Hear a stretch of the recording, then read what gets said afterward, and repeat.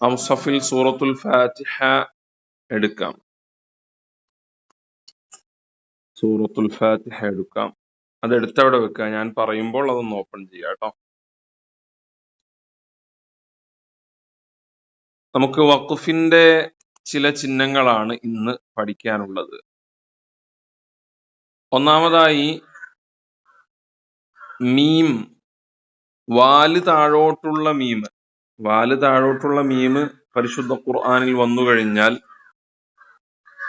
അവിടെ വഖഫ് ലാസിം ആണ്, വഖഫ് ചെയ്യൽ നിർബന്ധമാണ് എന്ന അർത്ഥത്തിലാണ് ആ മീം വരുന്നത്. നിർബന്ധമാണ് എന്ന് പറഞ്ഞാൽ ഷർഅൻ ഫിഖ്ഹിൽ നിർബന്ധം, ഫർള് എന്നൊക്കെ പറയുന്ന ആ ഫർളല്ല, ഹുസ്നുൽ അദാഇന് ശരിയായ രൂപത്തിൽ പാരായണം ചെയ്യാൻ അത് നിർബന്ധമാണ് എന്നതാണ്.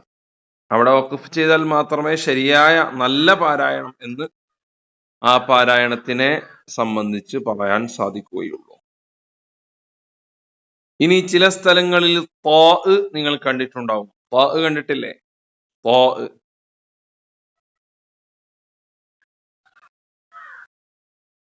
ചില സ്ഥലങ്ങളിൽ ത്വാ കണ്ടിട്ടുണ്ടാവും. നിങ്ങൾ ത്വാ കണ്ടിട്ടുണ്ടോ? ത്വാ കണ്ടിട്ടുണ്ടോ? പരിശുദ്ധ ഖുർആനിൽ ത്വാ കണ്ടവരുണ്ടോ? ത്വാ, നഅം. എന്താണ് ത്വാ കൊണ്ട് ഉദ്ദേശിക്കുന്നത്? അത് വഖഫുൻ മുത്ലഖ് എന്നാണ് അതിന്റെ അർത്ഥം. അതായത് ത്വാഇന് മുൻപുള്ളതും ശേഷമുള്ളതും ലഫ്ളിലും മഅനയിലും പരസ്പരം ബന്ധം ഇല്ല. അതായത് മുൻപുള്ള കാര്യത്തിന്റെ അർത്ഥം പൂർത്തിയായിട്ടുണ്ട്, ശേഷമുള്ളതിലേക്ക് ആശ്രയിച്ചിട്ടില്ല എന്നാണ് മുത്ലഖ് എന്നതിന്റെ അർത്ഥം. അപ്പൊ അവിടെ വഖഫ് നല്ലതാണ്. മാ യഹ്സുനുൽ വഖഫു അലൈഹി വൽഇബ്തിദാഉ ബിമാ ബഅദഹു. വഖഫ് നല്ലതാണ്, നിർത്തൽ നിർബന്ധമാണെന്ന് പറയാൻ പറ്റൂല. കൂട്ടി ഓതിയത് കൊണ്ട് അർത്ഥത്തിൽ വ്യത്യാസമൊന്നും വരൂല. അതേസമയം മുൻപ് പറഞ്ഞ എല്ലാ കാര്യങ്ങളുടെയും അർത്ഥം പൂർത്തിയാകുന്നുണ്ട് ഇവിടെ. അപ്പൊ ഇതും ശേഷമുള്ളതും കൂട്ടി ഓതേണ്ട ആവശ്യമില്ല, ഇവിടെ നിർത്തലാണ് നല്ലത്. തുടങ്ങലും ശേഷമുള്ളത് കൊണ്ട് തുടങ്ങലും വളരെ നല്ലതാണ്. ഇബ്തിദാഉം വഖഫും ഹസനാകുന്ന സ്ഥലത്താണ് മുത്ലഖ് എന്ന അർത്ഥത്തിലുള്ള ത്വാ വരിക. അത് മാലികി യൗമിദ്ദീൻ, നിങ്ങളോട് ഡൗൺലോഡ് ചെയ്യാൻ പറഞ്ഞ മുസ്തഫിൽ മാലികി യൗമിദ്ദീൻ എന്ന സ്ഥലത്ത് ത്വാ കാണാം. കാരണം അൽഹംദുലില്ലാഹി റബ്ബിൽ ആലമീൻ അർറഹ്മാനിർ റഹീം മാലികി യൗമിദ്ദീൻ. ഖിയാമത്ത് നാളിന്റെ ഉടമസ്ഥനായ റഹ്മാനും റഹീമുമായ റബ്ബുൽ ആലമീനായ അള്ളാഹുവിനാണ് സർവസ്തുതിയും. അള്ളാഹുവിനാണ് സർവസ്തുതിയും. അൽഹംദുലില്ലാഹി റബ്ബിൽ ആലമീൻ, ലോകരക്ഷിതാവായ അള്ളാഹുവിനാണ് സർവസ്തുതിയും. പിന്നെ ആ അള്ളാഹുവിന്റെ വിശേഷണങ്ങളാണ് റഹ്മാനും റഹീമുമാണ്, മാലിക് യൗമിദ്ദീനാണ്. അപ്പൊ അത് കഴിഞ്ഞു. പിന്നെ അടുത്തത് ഇയ്യാക നഅ്ബുദു വ ഇയ്യാക നസ്തഈൻ, വേറൊരു വിഷയം പറയുകയാണ്. അർത്ഥം പൂർത്തിയായി, അവിടെ ആശയവും അർത്ഥവും പൂർത്തിയായിട്ടുണ്ട് എന്ന അർത്ഥത്തിലാണ് എന്ത് വരുന്നത്? ഈ മാലികി യൗമിദ്ദീൻ എന്നതിന്റെ അവിടെ ത്വാ വരുന്നത്. അപ്പൊ ത്വാ കൊണ്ട് ഉദ്ദേശിക്കുന്നത് എന്താണ്? അൽ വഖഫുൽ മുത്ലഖ് എന്നാണ്. അൽ വഖഫുൽ മുത്ലഖ് എന്ന് പറഞ്ഞാൽ എന്താണ്? അർത്ഥം പൂർത്തിയായിട്ടുണ്ട് എന്ന അർത്ഥമാണ്. അപ്പോ അവിടെ വഖഫ് ചെയ്യലും ശേഷമുള്ളത് കൊണ്ട് തുടങ്ങലും ഹസനാണ് എന്ന സ്ഥലത്താണ് ത്വാ വരിക. ഇനി ചില സ്ഥലങ്ങളിൽ ജീമ് വരും. ജീം കൊണ്ട് ഉദ്ദേശിക്കുന്നത് എന്താണെന്ന് നമുക്കറിയാം. ജായിസ് എന്നാണ് ജീമിന്റെ അർത്ഥം. ജായിസ്, വഖഫ് ചെയ്യലും കൂട്ടിയോതലും ജായിസാണ്. വഖഫ് ചെയ്യലും കൂട്ടിയോതലും ജായിസാണ്. അതാണ് ജായിസ് കൊണ്ട് ഉദ്ദേശിക്കുന്നത്.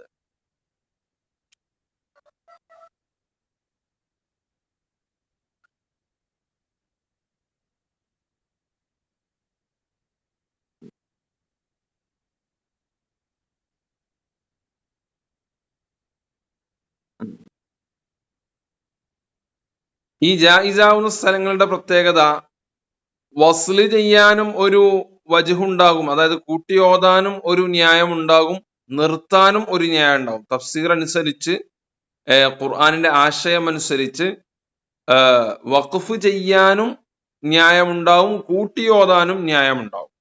അപ്പൊ രണ്ട് രൂപത്തിലുള്ള തഫ്സീറൊക്കെ ജായിസായ സ്ഥലങ്ങളിൽ വരുന്നതായി പൊതുവെ കാണാൻ സാധിക്കും. രണ്ട് രൂപത്തിലുള്ള തഫ്സീറൊക്കെ പൊതുവെ ജായിസായ സ്ഥലങ്ങളിൽ വരാറുണ്ട്. അപ്പോ രണ്ട് തഫ്സീറുകളൊക്കെ സാധാരണ അവിടെ വരും. അപ്പൊ ഒരു തഫ്സീർ അനുസരിച്ച് കൂട്ടി ഓതൽ നല്ലതാകും, മറ്റൊരു തഫ്സീർ അനുസരിച്ച് നിർത്തലും നല്ലതാകും. അപ്പോ രണ്ടും ജായിസാകുന്ന രൂപത്തിൽ ജീം നമ്മൾ കൊടുക്കും. അതാണ് ശ്രദ്ധിക്കേണ്ടത്. ഇനി ചില സ്ഥലങ്ങളിൽ സ എന്ന അക്ഷരം കാണാം. ചില മുസ്ഹഫുകളിൽ, നമ്മൾ സാധാരണ ഓതുന്ന മുസ്ഹഫുകളിലും ചിലപ്പോൾ ഉണ്ടായിക്കൊള്ളണമെന്നില്ല. അതേസമയം ചിഹ്നങ്ങളൊക്കെ കൃത്യമായി കൊടുത്തിട്ടുള്ള ചില മുസ്ഹഫുകളുമുണ്ട്. അതിൽ സായ് എന്ന ഒരു ചിഹ്നം നമുക്ക് കാണാൻ സാധിക്കും. റാഇന് മുകളിൽ പുള്ളിയുള്ള അതിന്റെ അർത്ഥം മുജവ്വസ് എന്നാണ്. മുജവ്വസ്, സായ് മീൻസ് മുജവ്വസ് എന്നാണ് അതിന്റെ അർത്ഥം. മുജവ്വസ് എന്ന് പറഞ്ഞാൽ എന്താണ്? ഹുവ മാ യൂജിബുൽ വസ്ല മഅ മാ ഫിൽ കലാമി മാ യജ്അലുൽ ഫസ്ലി വജ്ഹാ വറമസുഹു സായ്. കൂട്ടിയോതൽ നിർബന്ധമാണ്, കൂട്ടിയോതുകയാണ് അവിടെ ചെയ്യേണ്ടത്. പക്ഷേ ആ ഒരു സെന്റൻസിൽ ഫസ്ല് ചെയ്യാനുള്ള ഒരു ചെറിയൊരു കാരണം കൂടി ഉണ്ട്. കൂട്ടിയോതുകയാണ് അവിടെ വേണ്ടത്, പക്ഷേ ഫസ്ല് ചെയ്യാൻ, നിർത്തി ഓതാൻ, വഖഫ് ചെയ്യാൻ ഒരു വജ്ഹ്, ഒരു ന്യായം അവിടെ ഉണ്ട്. മൊത്തത്തിൽ നോക്കുമ്പോൾ കൂട്ടിയോതുകയാണ് അവിടെ ചെയ്യേണ്ടത്, പക്ഷെ വഖഫ് ചെയ്യാനും ഒരു ന്യായമുണ്ട്. അങ്ങനെയുള്ള സ്ഥലങ്ങളിലാണ് ജീം എന്ന ഒരു ചിഹ്നം നന്നായി ചിഹ്നങ്ങൾ രേഖപ്പെടുത്തിയ നിങ്ങൾ പല മുസ്ഹഫുകളും കണ്ടിട്ടുണ്ടാവും. ഒരു കാലിഗ്രഫി മോഡൽ എഴുത്തിലുള്ള മുസ്ഹഫിലൊക്കെ ഈ ഒരു ചിഹ്നങ്ങളൊക്കെ കാണാൻ സാധിക്കും. സാധാരണ നമ്മൾ ഉപയോഗിച്ചു വരുന്ന മദീനയിലെ മുസ്ഹഫിൽ ഈ ചിഹ്നങ്ങൾ കുറവാണ്. അതേസമയം കാലിഗ്രഫി മോഡലിലൊക്കെ എഴുതിയ ഒരു ഉണ്ട എഴുത്തുള്ള മുസ്ഹഫുകൾ നിങ്ങൾ കണ്ടിട്ടുണ്ടാവും. അതിലൊക്കെ ഇങ്ങനത്തെ ചിഹ്നങ്ങൾ കാണാം. ഏതായാലും സായ് കൊണ്ട് ഉദ്ദേശിക്കുന്നത് കൂട്ടിയോതുകയാണ് വേണ്ടത്, പക്ഷെ നിർത്താൻ ഒരു ന്യായം അവിടെ ഉണ്ട്. അപ്പൊ ശ്വാസം മുട്ടുകയാണെങ്കിൽ നമുക്ക് എന്ത് ചെയ്യാം? ഈ രണ്ടാമത്തെ നിർത്താനുള്ള ന്യായത്തെ പരിഗണിച്ച് നമുക്ക് നിർത്തുകയും ചെയ്യാം. കൂട്ടിയോതുകയാണ് വേണ്ടത്, പക്ഷെ നിർത്താനുള്ള ന്യായം അവിടെ ഉണ്ട്. അപ്പോ ശ്വാസമൊക്കെ മുട്ടുന്നുണ്ട് എങ്കിൽ, അല്ലെങ്കിൽ വേറെ വഖഫുകളൊന്നും അടുത്തില്ല എങ്കിൽ ആ ന്യായത്തെ പരിഗണിച്ചുകൊണ്ട് നമുക്ക് നിർത്താം. അങ്ങനെയുള്ള സ്ഥലങ്ങളിലാണ് ജീം കൊടുത്തിട്ടുണ്ടാവുക. ഇനി അടുത്തത് സ്വാദ്. ജീമല്ല, സായ് കൊടുത്തിട്ടുണ്ടാവുക, ജീമല്ല കേട്ടോ, സായ് കൊടുത്തിട്ടുണ്ടാവുക. ജീമ് ജായിസിൻ്റെതാണ്, സായ് മുജവ്വസിന്റെ. ഇനി ചില സ്ഥലങ്ങളിൽ സ്വാദ് കൊടുത്തതായി കാണാം. സ്വാദ്, അതിന്റെ പൂർണ്ണരൂപം മുറഖസ് എന്നതാണ്. മുറഖസ്, സ്വാദിന്റെ പൂർണ്ണരൂപം മുറഖസ് എന്നാണ്. മുറഖസ് എന്താണ്? മുറഖസ് അതിന്റെ അർത്ഥം എന്താണ്? ഇളവ് നൽകപ്പെട്ടത്, ഇളവ് നൽകപ്പെട്ടത്. വൽ മുറഖസു ളറൂറതൻ ഹുവ മാ ലാ യസ്തഗ്നി മാ ബഅദഹു അമ്മാ ഖബ്ലഹു ലകിന്നഹു യുറഖസു ലിൻഖിതാഇൻ നഫസി വതൂലിൽ കലാം. അതാണ് മുറഖസ്. ഈ സ്വാദിന്റെ മുൻപുള്ളതും ശേഷമുള്ളതും കൂട്ടിയോതുക തന്നെയാണ് വേണ്ടത്. കാരണം സ്വാദിന്റെ ശേഷമുള്ള പദം മുൻപുള്ള പദത്തിന്റെ മേൽ ആശ്രയിച്ചിട്ടുണ്ട്, പരസ്പരം ബന്ധമുണ്ട്. പക്ഷേ ആയത്ത് വളരെ ദൈർഘ്യമുള്ളതാണ്, വലിയ ആയത്താണ്. വേറെ എവിടെയും അടുത്തൊന്നും വഖഫ് ചെയ്യാനുള്ള അവസരം ഇല്ല. വഖഫ് ചെയ്യാനുള്ള വേറെ അവസരങ്ങളൊന്നും അടുത്തൊന്നും ഇല്ല. ആയത്താണെങ്കിലും വളരെ ദൈർഘ്യമേറിയതുമാണ്. അതുകൊണ്ട് അവിടെ വഖഫ് ചെയ്യുകയും ചെയ്യാം. മുൻപിൽ നിന്ന് എടുത്തോതാതെ, അതായത് നമ്മൾ വഖഫ് നിർത്താൻ പാടില്ലാത്ത സ്ഥലത്ത് നിർത്തിയാൽ മുൻപിൽ നിന്ന് എടുത്തോതണമല്ലോ. അങ്ങനെ മുൻപിൽ നിന്ന് എടുത്തോതാതെ സ്വാദിന് ശേഷമുള്ളത് മാത്രം ഓതുകയും ചെയ്യാം. അങ്ങനെ ഒരു ഇളവ് നൽകപ്പെട്ട സ്ഥലം. ശരിക്കും നിർത്താൻ പറ്റുന്ന സ്ഥലമല്ല, പക്ഷേ കലാമ് ത്വവീൽ ആയതുകൊണ്ട്, ദീർഘമായ ആയത്തായതുകൊണ്ട് അവിടെ നിർത്തുകയും ആ നിർത്തിയ സ്ഥലത്ത് നിന്ന് തന്നെ തുടങ്ങി ഓതുകയും ചെയ്യാം. എടുത്തോതേണ്ട ആവശ്യമില്ല. അങ്ങനെയുള്ള സ്ഥലങ്ങളിലാണ് സ്വാദ് കൊടുത്തതായിട്ട് കാണുക. നിങ്ങളിൽ പലരും കണ്ടിട്ടുണ്ടാവും, ചില മുസ്ഹഫുകളിലൊക്കെ സ്വാദ് കണ്ടിട്ടുണ്ടോ? സ്വാദിനെ കണ്ടവരുണ്ടോ? മുസ്ഹഫിനെ സ്വാദിനെ കണ്ടവരുണ്ടോ?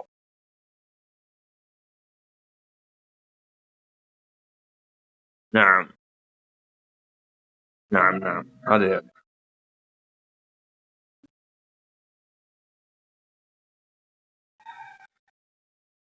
നഅം, അഹ്സൻതും. അതാണ് സ്വാദ് കൊണ്ട് ഉദ്ദേശിക്കുന്നത്.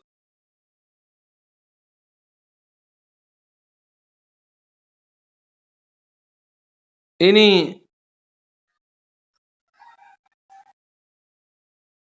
5 എന്ന് ചിലപ്പോൾ മുസ്ഹഫിൽ കാണാം. 5 എന്നുള്ളത് 2 രൂപത്തിൽ എഴുതാം അല്ലെ? 5 എന്ന് 2 രൂപത്തിൽ എഴുതാം. എങ്ങനെ എഴുതാം? ഒന്ന് എഴുതുന്നത് പോലെ, എഴുതുന്നത് പോലെ 5 എന്ന് എഴുതാം. മുകൾ ഭാഗം ഒന്ന് കുറിപ്പിച്ചാൽ 5 ആയി. അല്ലെങ്കിൽ ഒരു നമ്മുടെ ഹാർട്ടിന്റെ ചിഹ്നം, ലവിന്റെ ചിഹ്നം തിരിച്ചിട്ടാലും എന്താകും? 5 എന്ന് എഴുതാറുണ്ട് അല്ലെ? ലവിന്റെ ചിഹ്നം തിരിച്ചിട്ടിട്ട് 5 എന്ന് എഴുതുന്ന കണ്ടിട്ടില്ലേ? ഉൾഭാഗത്തേക്കൊരു കൂർപ്പ് വന്നിട്ട് അല്ലെ? 2 രൂപത്തിൽ 5 വരും. ഈ 5 എന്ന് ഖുർആനിൽ കണ്ടാൽ, ആ ഒരു ചിഹ്നം ഖുർആനിൽ കണ്ടാൽ അതിന്റെ അർത്ഥം എന്താണ്? കൂഫക്കാരുടെ മദ്ഹബ് അനുസരിച്ച് ഖിറാഅത്തുകളിൽ കൂഫിയായ ഖിറാഅത്തുകൾ ഉണ്ട്, കൂഫക്കാരിൽ നിന്നുണ്ടായ ഖിറാഅത്തുകൾ ഉണ്ട്. അപ്പൊ കൂഫക്കാരുടെ മദ്ഹബ് അനുസരിച്ച് ആയത്ത് അവസാനിച്ചു എന്നതിന്റെ ചിഹ്നമാണ് ഈ 5 എന്നുള്ള ചിഹ്നം. കൂഫക്കാരുടെ മദ്ഹബ് അനുസരിച്ച് ആയത്ത് അവസാനിച്ചു എന്ന ചിഹ്നമാണ് 5 എന്നുള്ള ചിഹ്നം. സൂറത്തുൽ ഫാത്തിഹയില് ഞാൻ ഡൗൺലോഡ് ചെയ്യാൻ പറഞ്ഞ മുസ്ഹഫിൽ നിങ്ങൾ നോക്കൂ. ആ മുസ്ഹഫിൽ സിറാത്തല്ലദീന അൻഅംത അലൈഹിം എന്ന സ്ഥലത്ത് ഈ ചിഹ്നം കാണാം. സിറാത്തല്ലദീന അൻഅംത അലൈഹിം. നിങ്ങൾ കണ്ടോ?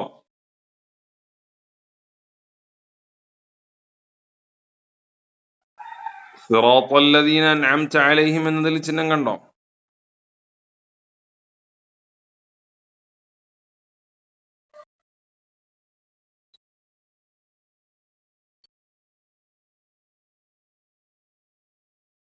കണ്ടില്ലേ? നമ്മൾ ഡൗൺലോഡ് ചെയ്യാൻ പറഞ്ഞ മുസ്ഹഫിൽ കണ്ടില്ലേ? സിറാത്തല്ലദീന അൻഅംത അലൈഹിം എന്ന സ്ഥലത്ത് 5 എന്നുള്ള ചിഹ്നമുണ്ട്.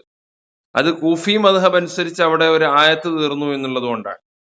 കൂഫക്കാരുടെ മദ്ഹബ് അനുസരിച്ച് ബിസ്മി ഫാത്തിഹയുടെ ഭാഗം അല്ല, ബിസ്മി ഫാത്തിഹയുടെ ആയത്ത് അല്ല. നമ്മുടെ മദ്ഹബ് അനുസരിച്ച് എന്താണ്? ബിസ്മി ഫാത്തിഹയുടെ ഒന്നാമത്തെ ആയത്താണല്ലോ. എല്ലാ സൂറത്തിന്റെ ഒന്നാമത്തെ ആയത്ത് ബിസ്മിയാണ് ഷാഫിഈ മദ്ഹബ് അനുസരിച്ച്. അതേസമയം ഹനഫി മദ്ഹബ്, മഹാനായ അബൂ ഹനീഫ റളിയല്ലാഹു തആല അൻഹു കൂഫക്കാരനാണല്ലോ. അബൂ ഹനീഫ റളിയല്ലാഹു തആല അൻഹു കൂഫക്കാരനാണ്. അപ്പൊ കൂഫക്കാരുടെ മദ്ഹബ് അനുസരിച്ച് ഫാത്തിഹയിൽ പെട്ടതല്ല ബിസ്മി. അതേസമയം എല്ലാവരുടെയും മദ്ഹബ് അനുസരിച്ചും പരിശുദ്ധമായ ഹദീസ് അനുസരിച്ചും അസ്സബ്ഉൽ മസാനി 7 ആയത്തുകളാണ് ഫാത്തിഹ. 7 ആയത്തുകൾ അടങ്ങിയതാണ് സൂറത്തുൽ ഫാത്തിഹ എന്നതിൽ എല്ലാവർക്കും ഇടയിൽ ഐക്യമുണ്ട്. അപ്പൊ ബിസ്മി സൂറത്തുൽ ഫാത്തിഹയിൽ പെട്ടതല്ല എന്ന് പറയുന്ന അഭിപ്രായം അനുസരിച്ചുള്ള ആളുകൾക്ക് സിറാത്തല്ലദീന അൻഅംത അലൈഹിം എന്ന സ്ഥലത്ത് ഒരായത്തിന്റെ അവസാനമാകും. അപ്പോ ആ അവസാനത്തെ ആയത്ത് 2 ആയത്തായി പരിഗണിക്കും. അപ്പോഴും അവരുടെ ഫാത്തിഹയും അസ്സബ്ഉൽ മസാനി തന്നെയായി മാറും. നിങ്ങൾക്ക് മനസ്സിലായോ? എല്ലാവർക്കും മനസ്സിലായോ പറഞ്ഞ കാര്യം? ഞാൻ പറഞ്ഞ കാര്യം എല്ലാവർക്കും മനസ്സിലായോ? അവരുടെ കണക്കനുസരിച്ചും സബ്ഉൽ മസാനി തന്നെയാകും.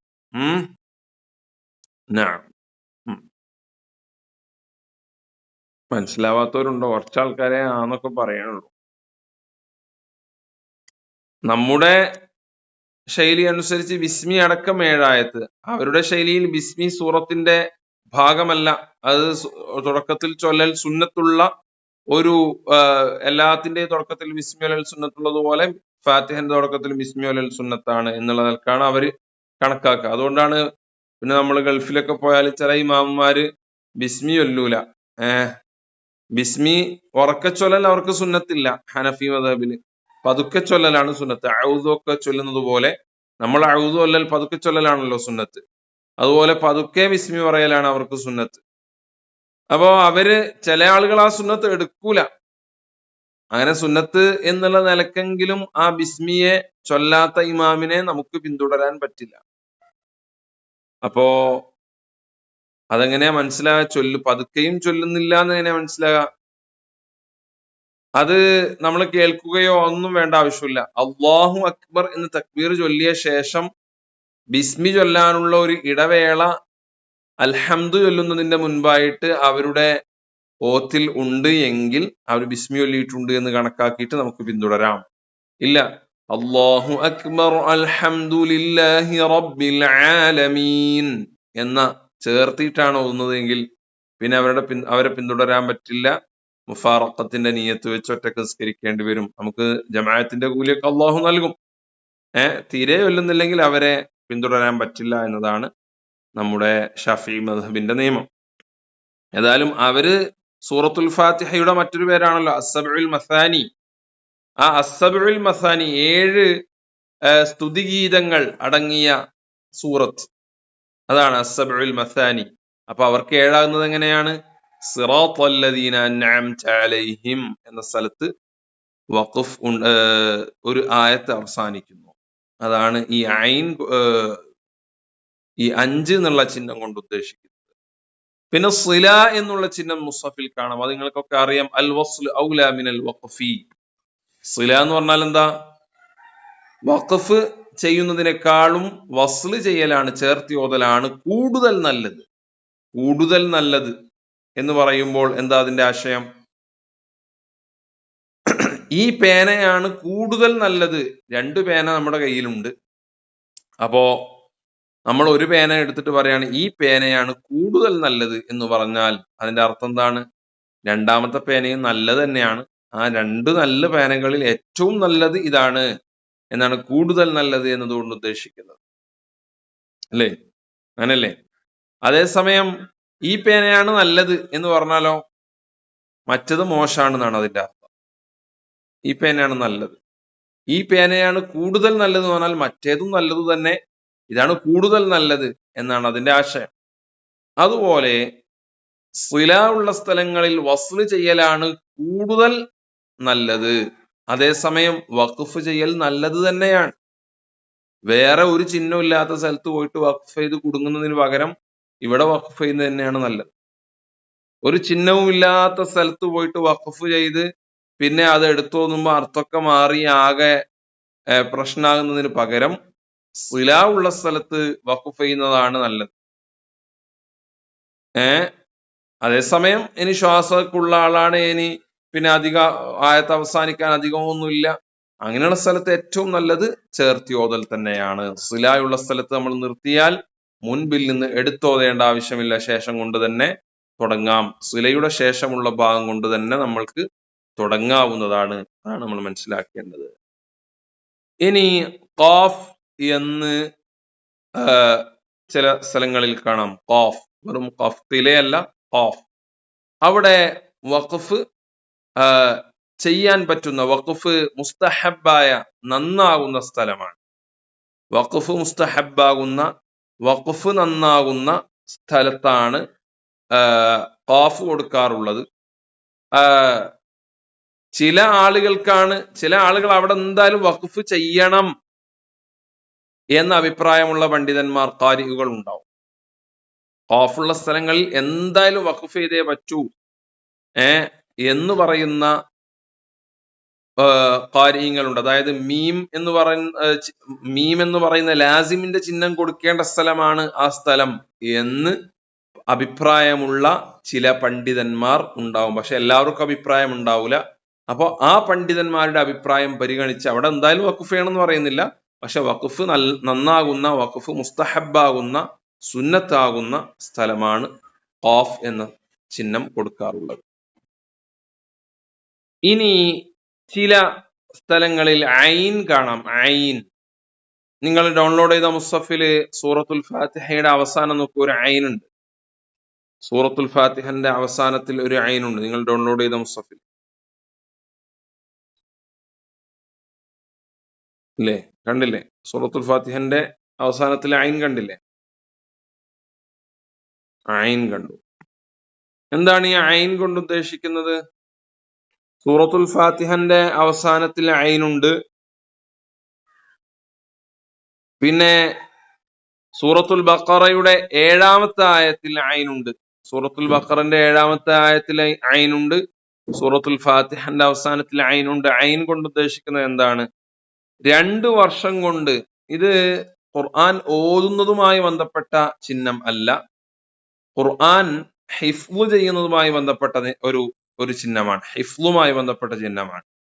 ഐനുള്ള സ്ഥലങ്ങൾ 2 വർഷം കൊണ്ട് ഖുർആൻ മനഃപ്പാഠമാക്കാൻ ഉദ്ദേശിക്കുന്ന ആളുകൾ ഒരു ദിവസം പഠിക്കേണ്ട ഹിസ്സ ഭാഗം എത്രയാണ് എന്നതിനെ സൂചിപ്പിക്കാനുള്ള ഒരു ചിഹ്നമാണ് ഐൻ.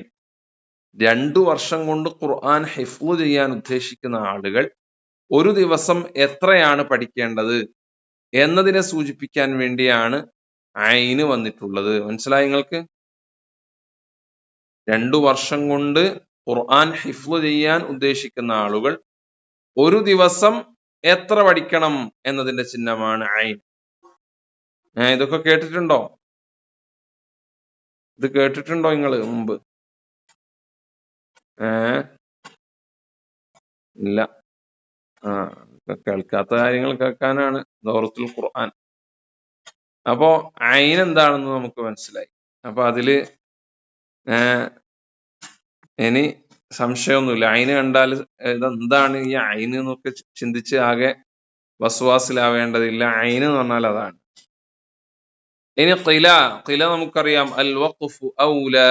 നിങ്ങൾ ഐന് എവിടെയാ ഉള്ളത് എന്നൊക്കെ നോക്കാം. സൂറത്തുൽ ബഖറയിൽ ഇങ്ങനെ ഓരോ പാർട്ടില് ഐന് ഓരോ ആയത്തിന്റെ അവസാനത്തിൽ ഉണ്ടാവും. ആ ഐനുള്ള സ്ഥലങ്ങൾ നിർത്തിയിട്ട് നമ്മൾ പഠിച്ചാല് കറക്റ്റ് സ്റ്റോപ്പ് ചെയ്യാൻ പറ്റിയ സ്ഥലമായിരിക്കും. അർത്ഥമൊക്കെ ഏതാണ്ട് പൂർത്തിയായി. നല്ല സലഫു സ്വാലിഹീങ്ങൾ, മുൻഗാമികളായ ആളുകൾ ഖുർആൻ പഠിച്ച അതേ ഒരു ശൈലിയിൽ തന്നെ ഖുർആൻ ഹിഫ്ള് ചെയ്യാൻ പറ്റുന്ന ഒരവസ്ഥയും ഐനിൽ നിർത്തിയിട്ട് പഠിച്ചാൽ ഉണ്ടാവും. ഇനി ഖില എന്ന് പറഞ്ഞാൽ അൽ വഖഫ് ഔല. വഖഫ് ചെയ്യലാണ് ഏറ്റവും നല്ലത്. വസ്ല് ചെയ്യലും നല്ലത് തന്നെയാണ്. ചേർത്തി ഓതല് നല്ലതാണ്. വഖഫ് ചെയ്യലാണ് ഏറ്റവും നല്ലത്. അതാണ്. ഇനി സീൻ കാണാം. സീനിന്റെ അർത്ഥം നമുക്കറിയാം. സക്തത്തുൻ ലത്തീഫ, ചെറിയ ഒരു അടങ്ങൽ, സക്ത ചെയ്യണം.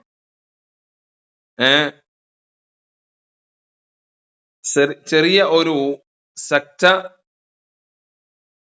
ചെയ്യണം. അതാണ് സീന്. ആ സീന് തന്നെ സ്വാദിന്റെ മുകളിലാണ് എങ്കിൽ എന്താണ് എന്നുള്ളത് നിങ്ങൾ പഠിച്ചിട്ടുണ്ടാവും. സ്വാദിന്റെ മുകളില് സീന് വന്നാൽ, സ്വാദിന്റെ താഴെ സീൻ വന്നാൽ, അതൊക്കെ ചർച്ച ചെയ്തിട്ടില്ലേ? അതെ. സിലയുടെ നേരെ വിപരീതമായി വരും. അത് പഠിച്ചിട്ടില്ലേ? സ്വാദിന്റെ മുകളിലും സ്വാദിന്റെ താഴെയൊക്കെ സീൻ വന്നാൽ എന്താ ചെയ്യേണ്ടതൊക്കെ പഠിച്ചില്ലേ? പഠിച്ചു. ആ സീനല്ല ഇത്, സക്തയുടെ സീനാണ്. സ്വാദിന്റെ മുകളിലല്ല ഇത് ഉണ്ടാകുക. ഇനി ഖിഫ് എന്ന് കാണാം. ഖിഫ് എന്ന് പറഞ്ഞാലും അത് വഖഫ് നന്നാകുന്ന സ്ഥലമാണ്. വഖഫ് നന്നാകുന്ന, വഖഫ് ചെയ്യേണ്ട സ്ഥലത്തിനാണ് ഖിഫ് എന്ന് മുസ്ഹഫിൽ കാണാൻ സാധിക്കുക. എല്ലാ മുസ്ഹഫിലൊന്നും ഇത് ഉണ്ടാവൂല. പക്ഷെ നിങ്ങൾക്ക് ലഭിക്കുന്ന, നിങ്ങൾ ഓതുന്ന മുസ്ഹഫ് ഏതാണെന്ന് പറയാൻ പറ്റൂലല്ലോ. നിങ്ങൾക്ക് ആരെങ്കിലും ഗൾഫിൽ നിന്നൊരു മുസ്ഹഫ് കൊണ്ടുവന്നു അതിൽ ഇതൊക്കെ കണ്ടാൽ എന്താ ചെയ്യേണ്ടതെന്ന് കൺഫ്യൂഷൻ വരും. നമുക്ക് കൺഫ്യൂഷൻ ഉണ്ടാകാൻ പാടില്ല. ഖാഫ് കണ്ടാലും ഖിഫ് കണ്ടാലും ഒക്കെ അവിടെ വഖഫ് ചെയ്യലാണ് നമ്മൾ ചെയ്യേണ്ടത്. അപ്പോ ഈ കാര്യങ്ങളൊക്കെ നമ്മൾ മനസ്സിലാക്കി. ഇനി ഖുർആനുമായി ബന്ധപ്പെട്ട, ഖുർആനിന്റെ അക്ഷരങ്ങളുമായി ബന്ധപ്പെട്ട ചില വബത്തുകൾ നമുക്ക് ചർച്ച ചെയ്യാം. ഖുർആനുമായി ബന്ധപ്പെട്ട, ഖുർആനിൽ നമ്മൾ ശ്രദ്ധിക്കാതെ പോകുന്ന, നിങ്ങൾ ഇത് ആദ്യമായിട്ട് കേൾക്കുകയാണെങ്കിൽ നിങ്ങൾ എന്നോട് പറയണം.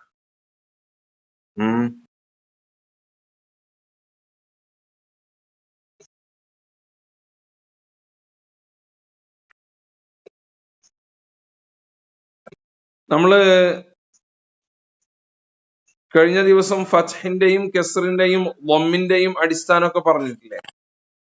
ഫത്ഹ് എന്ന് പറഞ്ഞാൽ എന്താണ്? അലിഫിനെ ചരിച്ചെഴുതിയതാണ് എന്നൊക്കെ പറഞ്ഞോ? ഖിഫ് ഖിഫ് ഖാഫ് ഖാഫ് ഖിഫ് അല്ല, ഖാ അല്ല, ഖിഫ്. ഫത്ഹ് എന്ന് പറഞ്ഞാൽ അലിഫിനെ ചരിച്ചെഴുതിയതാണ്, അതൊക്കെ നമ്മൾ പറഞ്ഞില്ലേ?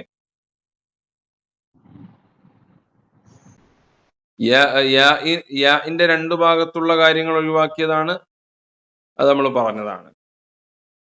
ഇനി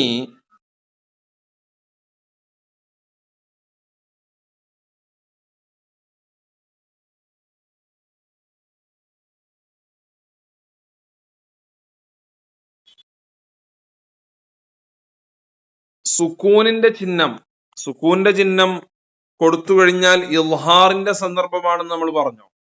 ഞാന് വേറെയും ക്ലാസ്സുകൾ അതിന്റെ ഇടയിൽ എടുത്തതുകൊണ്ട് എനിക്കൊരു ചെറിയൊരു കൺഫ്യൂഷൻ. സുക്കൂനിന്റെ ചിഹ്നം പറഞ്ഞോ? അതും പറഞ്ഞു അല്ലെ.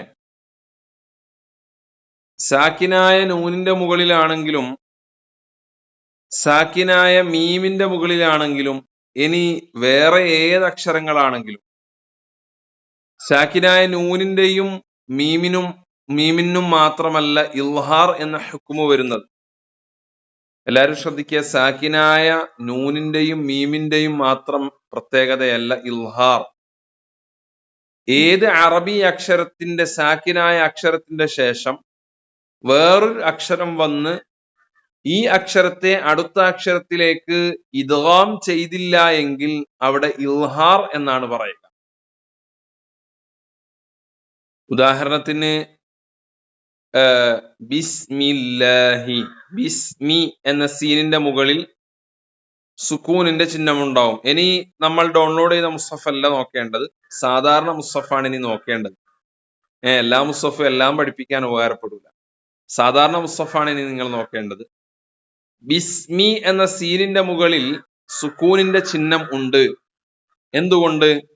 ഈ സീനിനെ മീമിലേക്ക് ഇദ്ഗാം ചെയ്യുന്നില്ല, ചേർത്തുന്നില്ല. ഇദ്ഗാം ചെയ്യാത്ത എല്ലാ സ്ഥലങ്ങളിലും, ഇദ്ഗാമോ ഇഖ്ഫാഓ ഇല്ലാത്ത എല്ലാ സുക്കൂനുള്ള സ്ഥലങ്ങളിലും ഖാലിൻ അല്ലെങ്കിൽ ഖഫീഫ് എന്ന അർത്ഥത്തിലുള്ള ഖാഇന്റെ സുക്കൂനിന്റെ ചിഹ്നം മുസ്ഹഫിൽ കൊടുത്തതായി കാണാം. എല്ലാവരും ശ്രദ്ധിക്കുക. അപ്പോ ഒരക്ഷരത്തിന്റെ മുകളിൽ സുക്കൂൻ ഇട്ടുകൊടുത്തിട്ടുണ്ടെങ്കിൽ അത് എന്തിന്റെ അടയാളമാണ്? എന്തിന്റെ അടയാളാണ്? പറയൂ. ഒരക്ഷരത്തിന്റെ മുകളിൽ സുക്കൂൻ കൊടുത്തിട്ടുണ്ടെങ്കിൽ അത് എന്തിന്റെ അടയാളമാണ്? ഇൽഹാർ ചെയ്യേണ്ട അടയാളം, ഇൽഹാറിന്റെ അടയാളമാണ്. അത് മുസ്ഹഫിൽ നമ്മൾ എല്ലാ സ്ഥലത്തുമുള്ള പൊതുവായ നിയമം. ഇനി ഒരക്ഷരത്തിന്റെ മുകളിൽ സുക്കൂൻ ഇട്ടില്ല എങ്കിലോ?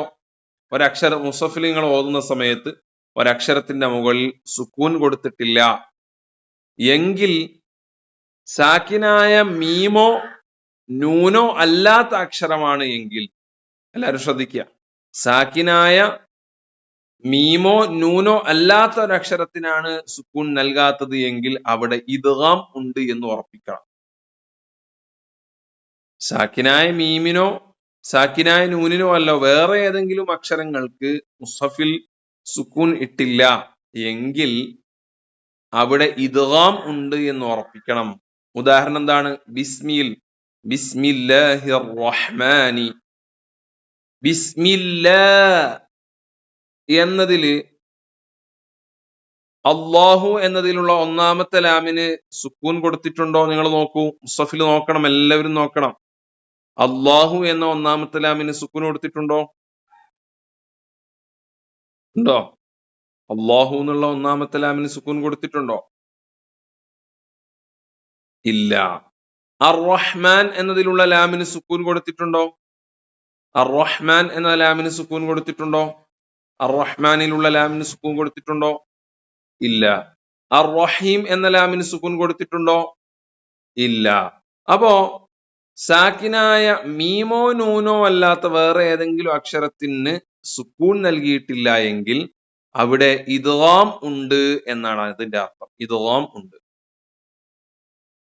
ഈ ഇദ്ഗാം തന്നെ രണ്ട് രൂപത്തിലുണ്ട് എന്ന് നമ്മൾ പറഞ്ഞിട്ടുണ്ട്. ഇദ്ഗാം കാമിലും ഉണ്ട്, ഇദ്ഗാം നാഖിസും ഉണ്ട്. ഇദ്ഗാം കാമിൽ എന്ന് പറഞ്ഞാൽ എന്താണ്? ഒരക്ഷരത്തിന്റെ മഖ്റജും സിഫത്തും പൂർണ്ണമായും ഒഴിവാക്കപ്പെടുന്ന ഇദ്ഗാമിനാണ് ഇദ്ഗാം കാമിൽ എന്ന് പറയുന്നത്. ഇദ്ഗാം കാമിലിന് അടയാളമുണ്ട്. എന്താ അടയാളം? ഒന്നാമത്തെ അക്ഷരത്തിന് സുക്കൂൻ നൽകിയിട്ടുണ്ടാവില്ല, രണ്ടാമത്തെ അക്ഷരത്തിന് ശദ്ദ് കൊടുത്തിട്ടുണ്ടാവും. ഒന്നാമത്തെ അക്ഷരത്തിന് സുക്കൂൻ ഉണ്ടാവുകയില്ല, രണ്ടാമത്തെ അക്ഷരത്തിന് ശദ്ദും ഉണ്ടാവും. ഏതുപോലെ? ബിസ്മില്ലാഹി എന്ന ആ ലാമിന് രണ്ടാമത്തെ ലാമിന് ശദ്ദുള്ളതുപോലെ, അർ റഹ്മാനി എന്ന റാഇന് ശദ്ദുള്ളതുപോലെ, അർ റഹീമി എന്ന റാഇന് ശദ്ദുള്ളതുപോലെ ഒന്നാമത്തെ അക്ഷരത്തിന് സുക്കൂൻ ഇല്ലാതിരിക്കുകയും രണ്ടാമത്തെ അക്ഷരത്തിന് ശദ്ദ് നൽകുകയും ചെയ്താൽ അത് ഇദ്ഗാം കാമിലിന്റെ അടയാളം ആണ്. വലിയ ഇദ്ഗാമിന്റെ, ഏറ്റവും കൂടുതൽ ശദ്ദ് ചെയ്യേണ്ട ഇദ്ഗാമിന്റെ അടയാളമാണ്. ഇനി ഒന്നാമത്തെ അക്ഷരത്തിന് സുക്കൂൻ ഇല്ല, രണ്ടാമത്തെ അക്ഷരത്തിന് ശദ്ദും ഇല്ല. ബസത്ത എന്നതിലുള്ളതുപോലെ, ബസത്ത എന്ന സ്ഥലത്ത് രണ്ടാമത്തെ ചാഇന് ശദ്ദ് ഉണ്ടാവില്ല, ഒന്നാമത്തെ ത്വാഇന് സുക്കൂൻ ഉണ്ടാവില്ല, രണ്ടാമത്തെ ചാഇന് ശദ്ദ് ഉണ്ടാവില്ല. അവിടെ ഇദ്ഗാം നാഖിസ് ആയിരിക്കും. ഇദ്ഗാം നാഖിസിന്റെ ലബ്ത്താണ്, മുസ്ഹഫിലുള്ള ലബ്ത്താണ് പറഞ്ഞത്. ഇനി സാക്കിനായ നൂനെയും മീമിനെയും നമ്മൾ ഒഴിവാക്കിയിട്ടുണ്ട്. അതിന്റെ വിഷയം എന്താണ്? സാക്കിനായ മീം നൂൻ എന്നിവക്ക് സുക്കൂൻ ഇല്ല എങ്കിൽ അവിടെ രണ്ട് സാധ്യതകളുണ്ട്. ഒന്നുകിൽ ഇഖ്ഫാ അല്ലെങ്കിൽ ഇദ്ഗാം. സാക്കിനായ നൂന് ഇഖ്ഫാഇന്റെ വേളയിലും നൂനിന് സുക്കൂൻ ഉണ്ടാവില്ല, ഇദ്ഗാമിന്റെ വേളയിലും നൂനിന് സുക്കൂൻ ഉണ്ടാവുകയില്ല. മനസ്സിലാവുന്നുണ്ടോ? നിങ്ങൾ നോക്കാം, മുസ്ഹഫിൽ നിങ്ങൾക്ക് നോക്കാം. നിങ്ങൾക്ക് മുസ്ഹഫിൽ ഇപ്പോൾ തന്നെ വേണമെങ്കിൽ നോക്കാം. ഇഖ്ഫാഇന്റെ വേളയിലും സുക്കൂൻ ഉണ്ടാവുകയില്ല, ഇദ്ഗാമിന്റെ വേളയിലും സുക്കൂൻ ഉണ്ടാവുകയില്ല. സാക്കിനായ മീം. എല്ലാവരും സൂറത്തുൽ ഹുമസ എടുക്കും.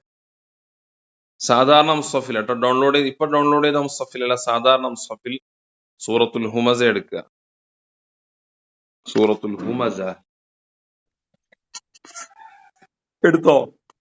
അതില് ഇന്നഹ അലൈഹിം മുഖ്സദ, എട്ടാമത്തെ ആയത്ത്, ഇന്നഹ അലൈഹിം മുഖ്സദ. അവിടെ അലൈഹിം എന്ന മീമിന് സുക്കൂനില്ല, അലൈഹിം എന്ന മീമിന് സുക്കൂനില്ല. അവിടെ ഇദ്ഗാം ആണ് വരുന്നത്, അല്ലെ? ഇദ്ഗാം ആണ് അവിടെ വരുന്നത്. അതേസമയം സൂറത്തുൽ ഖാരിയ, അതിന് തൊട്ടുമുമ്പുള്ള പേജിൽ സൂറത്തുൽ ഖാരിയ എടുക്കൂ.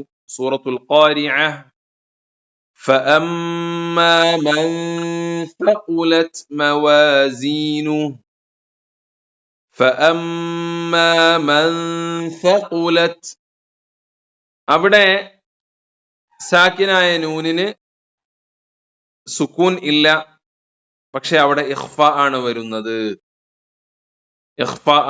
ഇഖ്ഫാഇന്റെ വേളയിലും നൂനിന് സുക്കൂൻ ഉണ്ടാവുകയില്ല, ഇദ്ഗാമിന്റെ വേളയിലും സാക്കിനായ നൂനിനും മീമിനും സുക്കൂൻ ഉണ്ടാവുകയില്ല. ഇനി സൂറത്തുൽ ഖാരിയയിൽ തന്നെ എട്ടാമത്തെ ആയത്ത് നോക്കൂ.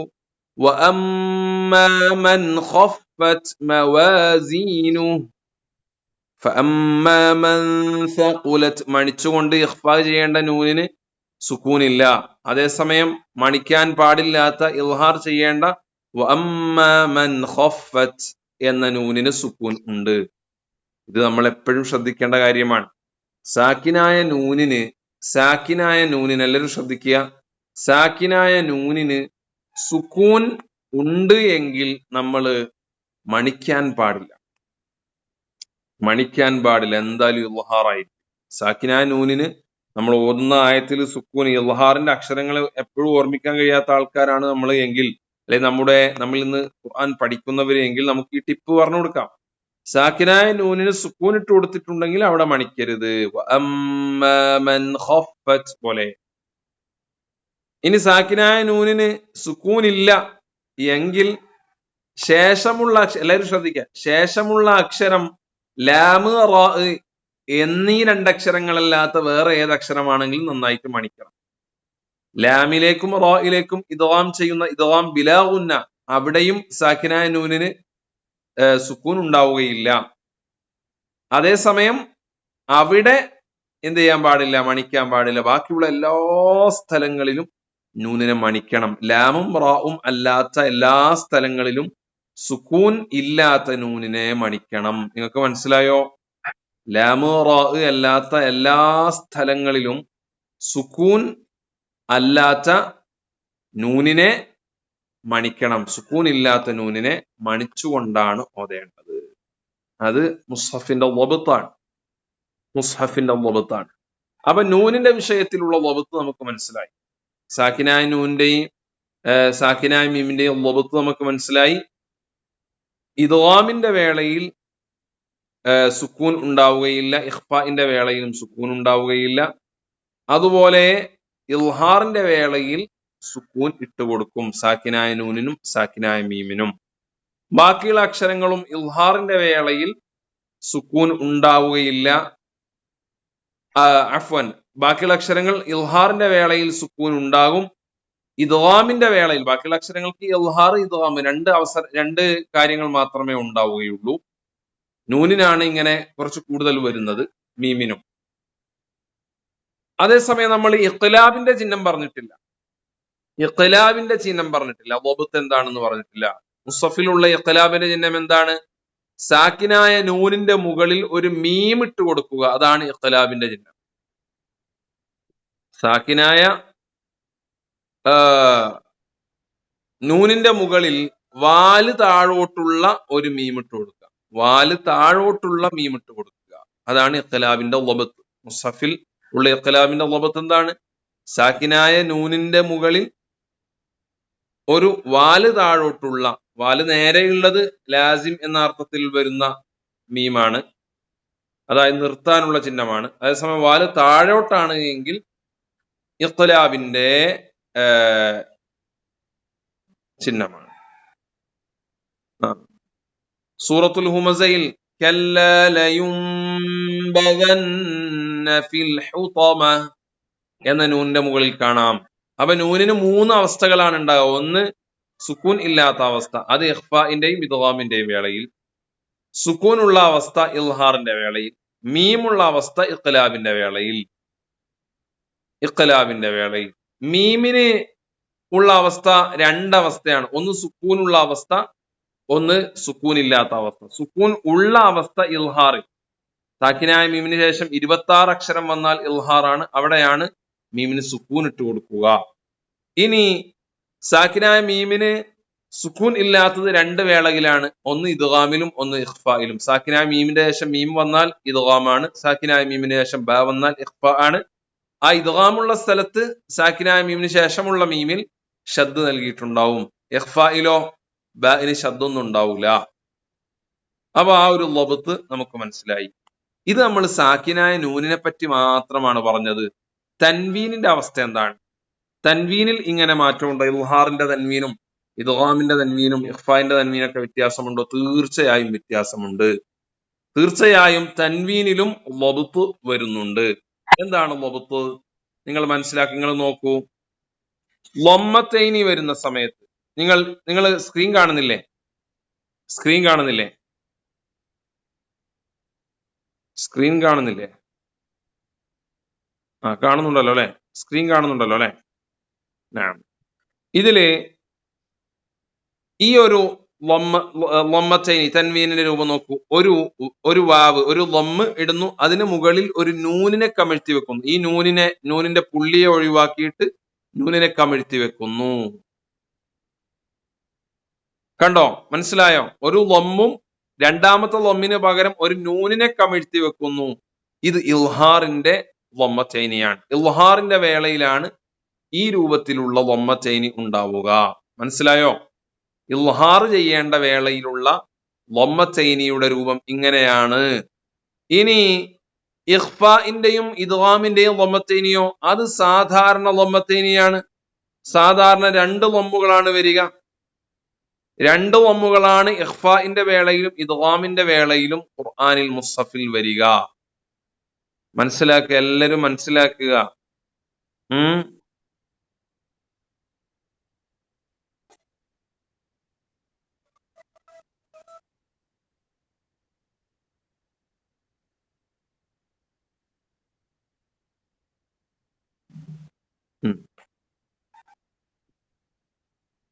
ഇവിടെ സൂറത്തുൽ ആദിയാത്തിൽ 7-ാമത്തെ ആയത്ത് നോക്കൂ. وَإِنَّهُ عَلَى ذَلِكَ لَشَهِيدٌ وَإِنَّهُ അവിടെ തൻവീന് ശേഷം വാവാണ് വരുന്നത്. അതുകൊണ്ട് ഷഹീദുൻ എന്നതിലുള്ള വമ്മ് 2 വമ്മുകൾ ചേർന്നുള്ള വമ്മത്തേനിയാണ്. 2 വമ്മാണ് അവിടെ എഴുതിയിട്ടുള്ളത്. അത് ഇദ്ഗാമുൻ ബിഗുന്നയുടെ സ്ഥലമായതുകൊണ്ട് ഇദ്ഗാമിന്റെ വേളയിലാണെങ്കിലും ഇഖ്ഫാഇന്റെ വേളയിലാണെങ്കിലും 2 വമ്മാണ് ഉണ്ടാകുക. ഇനി وَإِنَّهُ لِحُبِّ الْخَيْرِ لَشَدِيدٌ അവിടെയുള്ള വമ്മത്തേനി നോക്കൂ, അത് ഇൽഹാറിന്റെ വമ്മത്തേനിയാണ്. എന്തുകൊണ്ട് ശേഷം അഫലാ യഅലമു എന്ന ഹംസയാണ്. وَإِنَّهُ لِحُبِّ الْخَيْرِ لَشَدِيدٌ أَفَلَا يَعْلَمُ കണ്ടില്ലേ? ലശദീദുൻ അഫല മണിക്കാൻ പാടില്ലാത്ത നൂനിനെ വെളിവാക്കേണ്ട വമ്മത്തേനിയാണ് ഈ കാണുന്ന രൂപത്തിലുള്ളത്.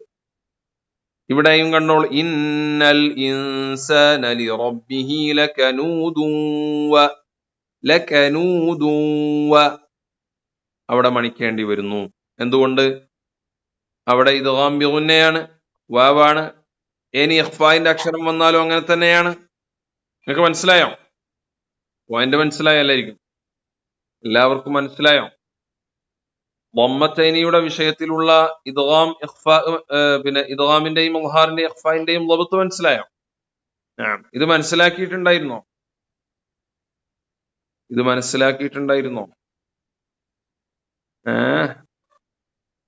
പലരും മനസ്സിലാക്കിയിട്ടില്ല. ചിലവര് മനസ്സിലാക്കിയിട്ടുണ്ടാവും, ചിലവര് മനസ്സിലാക്കിയിട്ടുണ്ടാവില്ല. ഏതായാലും മനസ്സിലാക്കാത്തവരൊക്കെ മനസ്സിലാക്കുക. അഹ്സൻതു. ഇനി ഫത്ഹത്തൈനിയുടെയും കസ്റത്തൈനിയുടെയും തൻവീനിന്റെയും ളബ്ത്തുണ്ട്. എന്താണ് അത് ളബ്ത്ത്? നമുക്ക് ഈ സൂറത്ത് തന്നെ എടുക്കാം. വൽ ആദിയാതി ളബ്ഹൻ എന്ന തൻവീൻ നോക്കൂ, ളബ്ഹൻ. അതുപോലെ തന്നെ 5-ാമത്തെ ആയത്തിലുള്ള ഫവസത്ന ബിഹി ജംഅൻ 2 തൻവീനും തമ്മിലുള്ള വ്യത്യാസം നോക്കൂ. والعاديات ضبحا فالموريات قدحا فالمغيرات صبحا فأثرن به نقعا ഇവയെല്ലാം ഒരേ രൂപത്തിലുള്ള തൻവീനാണ്. فوسطن به جمعا അവിടെ മാത്രം തൻവീൻ വ്യത്യാസം അല്ലേ?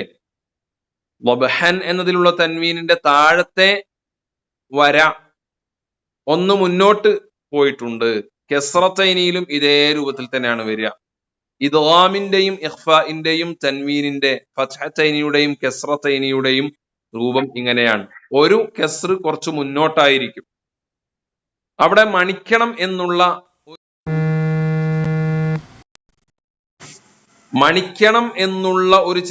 ഒരു ചിഹ്നമാണത്. മണിക്കണം എന്നുള്ള ഒരു ചിഹ്നമാണ്.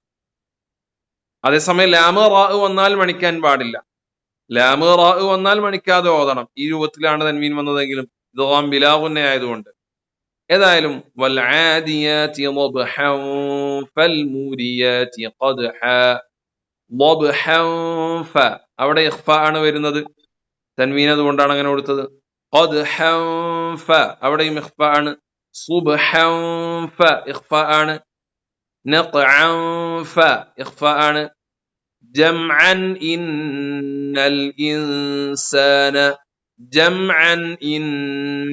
ഇൻസാന ഇൽഹാർ ആണ്. അതുകൊണ്ടാണ് ആ തൻവീൻ ആ രൂപത്തിൽ വന്നിട്ടുള്ളത്. ഇന്നൽ ഇൻസാന എന്ന നൂനിന് സുക്കൂൻ കൊടുത്തില്ല. എന്തുകൊണ്ട്? മണിക്കണം.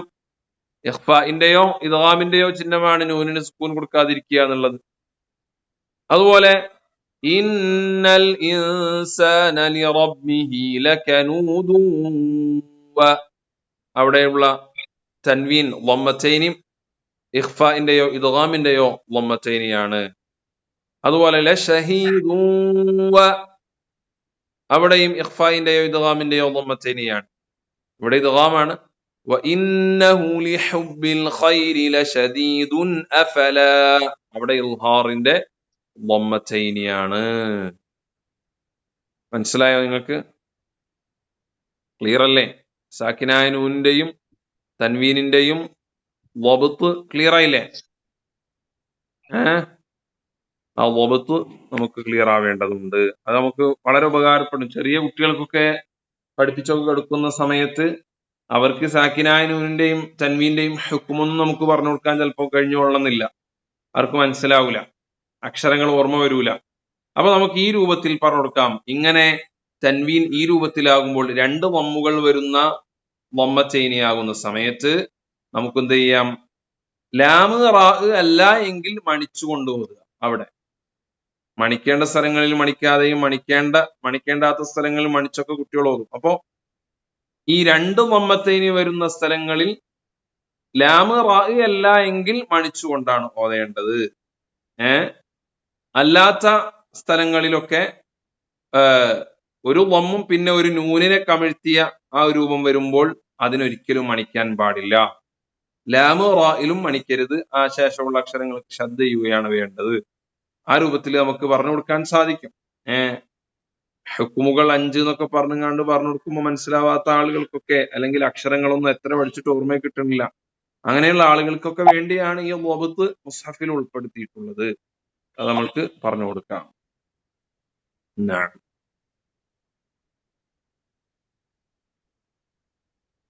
പിന്നെ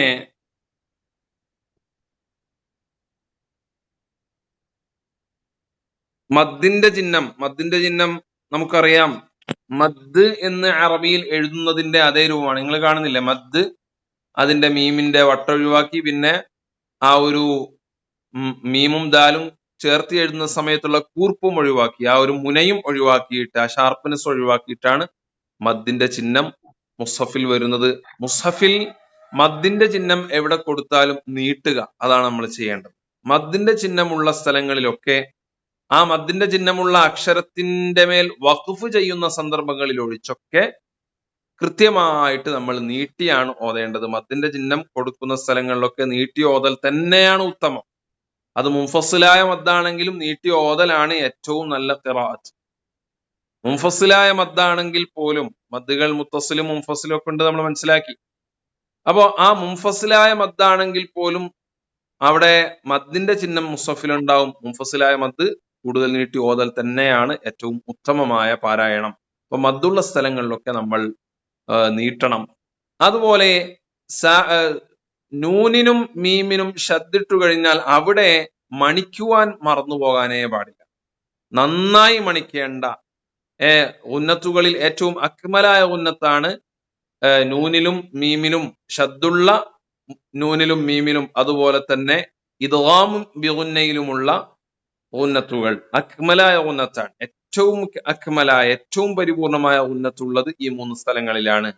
കാമിലായ ഉന്നത്ത് വരുന്നത് ഇഖ്ഫായിലാണ്. ഇഖ്ഫായിലും അതുപോലെ തന്നെ ഇഖ്ഫാ എന്ന് പറഞ്ഞാൽ ഇഖ്ലാബും ഇഖ്ഫായിന്റെ ഭാഗം തന്നെയാണ്. കാരണം സാക്കിനായ നൂനിന് ശേഷം ബാ വന്നാൽ നൂനിനെ മീമാക്കി മറിക്കും. നൂനിനെ മീമാക്കി മറിച്ചു കഴിഞ്ഞാൽ പിന്നെ അവിടെ ഇഖ്ഫാ ആണ് ചെയ്യേണ്ടത്. അപ്പോ ഇഖ്ഫായിലുള്ള ഉന്നത്താണ് കാമിലായ ഉന്നത്ത്, 2ാം സ്ഥാനമാണ്. ഇദ്ഗാമിന്റെ അത്ര ഉന്നത്ത് ഉണ്ടായിക്കൊള്ളുന്നില്ല. അത് സൂക്ഷ്മമായി വിലയിരുത്തുമ്പോഴാണ് മനസ്സിലാക്കുക. വളരെ കുറഞ്ഞു പോകാനും പാടില്ല. പിന്നെയുള്ളത് നാഖിസായ കുറഞ്ഞ ഉന്നത്താണ്. സാക്കിനായ നൂനിൽ ഉള്ള ഉന്നത്ത് നാഖിസായ ഉന്നത്താണ്. പിന്നെയുള്ളത് അൻഖസായ ഉന്നത്താണ്. മുതഹരിക്കായ നൂനിലും മീമിലൊക്കെ ഉള്ള ഉന്നത്താണ് അൻഖസായ ഉന്നത്ത്. അപ്പോ ആ രൂപത്തിൽ ശദ്ദുള്ള നൂനും മീമും നിങ്ങൾ ഖുർആൻ ഓതുന്ന സമയത്ത് എവിടെ വന്നാലും എന്ത് ചെയ്യണം? അവിടെ നിങ്ങൾ നീട്ടണം, മണിക്കണം. മണിക്കണം, മണിച്ചുകൊണ്ട് തന്നെ ഓതണം. നന്നായി മണിക്കാൻ ശ്രദ്ധിക്കണം. അതിൽ നമ്മൾ കുറവ് വരുത്താൻ പാടില്ല. അതേസമയം മണിക്കാതിരിക്കുക എന്നുള്ളത് ഖഫിയായ ലഹ്നാണ്, ജലീ അല്ല. മണിക്കാതിരിക്കൽ നിസ്കാരത്തിനെ ബാധിക്കുന്ന ലഹ്ന് അല്ല, ഖഫിയായ ലഹ്നാണ്. അല്ലെങ്കിൽ ഹറാമാകുന്ന രൂപത്തിലുള്ള തെറ്റല്ല. മണിച്ചില്ല എങ്കിൽ ഹറാമ് വരികയില്ല, നല്ലതിന് എതിര് പ്രവർത്തിച്ചു എന്ന വിധിയാണ് ശറഇൽ വരിക. മഖ്റജും അതുപോലെ തന്നെ അക്ഷരത്തെ അക്ഷരമാക്കി മാറ്റുന്ന സിഫത്തുകളും ഒഴിവാക്കുന്നത് പോലെയുള്ള പ്രശ്നം മണിക്കൽ ഒഴിവാക്കുന്നതിൽ വരുന്നില്ല. പക്ഷെ നമ്മൾ ഖുർആൻ ഓതുമ്പോൾ അതിന്റെ ചിട്ടയോടുകൂടെ അതോടുകൂടെ മണിക്കൽ അനിവാര്യമാണ്, നിർബന്ധമാണ്.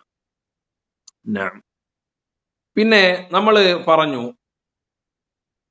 വേറെ രൂപത്തിൽ ഒരു കാര്യം പറയാണ്. മദ്ദക്ഷരമല്ലാത്ത എല്ലാവരും ശ്രദ്ധിക്കുക, ഒരു പോയിന്റാണ്.